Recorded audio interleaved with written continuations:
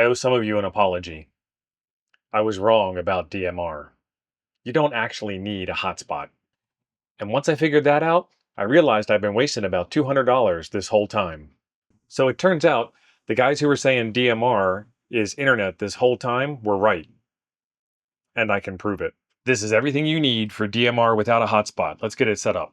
First off, remove that antenna. You're not going to need this anymore. I've got an SMA to BNC adapter. And then I'm going to need this because I couldn't find the BNC to RJ45 in female. I could only find it in male. But this will plug into that adapter, and then you can see the blue and red wire in there. Can you see that? You see the blue and red wire in there? They're going to go to the router. Get in there. And then I have this guy here, which is what I'll use to plug into the router, because having this plugged directly into the router, I can't get to the microphone properly. And good microphone etiquette is the way to go. All right, so there is the setup that we need.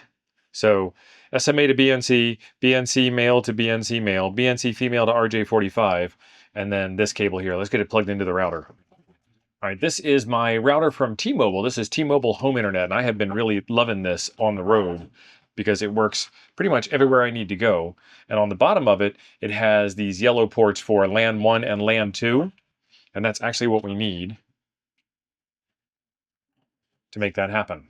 So now we're all plugged in, and we're ready to go. Now, the nice part about this setup is you still get full mobility. KM9G testing parrot. I only got the last bit. KM9G testing parrot 1234 4321. KM9G testing parrot 1234 4321. There you go. This is my DMR dashboard here, and we're going to do a real quick key up test here. KM9G testing parrot 1234 4321. I keep talking too fast because I'm kind of excited about this. KM9G testing parrot 1234 4321. Yep, works perfectly. With the way things have been going with wildfires and tornadoes and humongous blizzards so far this year already, oh, and volcanoes too, you definitely need an MCOM solution. And so I found this travel router here, and this thing's actually really cool because it has a LAN port that's a gigabit per second, so definitely enough bandwidth to handle the DMR transmission. And then it has 12-volt USB-C power, so we'll be able to power it off of our battery systems. And then this last port here is this USB-A type port. This is actually for tethering it to your cell phone.